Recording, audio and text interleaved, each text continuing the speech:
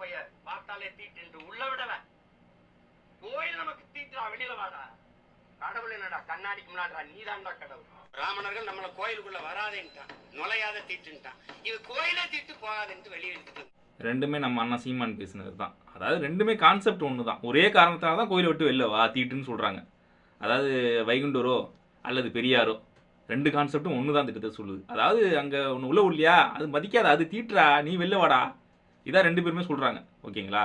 இப்போ வைகுண்டர் சொல்கிறப்ப எப்படி அண்ணா சொல்கிறாரு, அது புரட்சியாக சொல்கிறாரு. கொண்டு வெளில வந்து நீனே வந்து பார்த்து ஒன்று உணரு கடவுள் கரெக்டாக சொல்கிறப்ப. நான் அவர் கான்செப்ட் மேலே தப்பு சொல்லல, அண்ணன் மேலே தான் தப்பு சொல்கிறேன். ஏன்னா ரெண்டு பேருமே ஒரே பாரு தான் பார்த்துருக்காங்க இந்த இடத்துல. கோவில் தீட்டா இவரும் அதான் சொல்கிறாரு, அவரும் அதான் சொல்கிறார், இவரு தான் சொல்கிறாரு, நான் சொல்லல.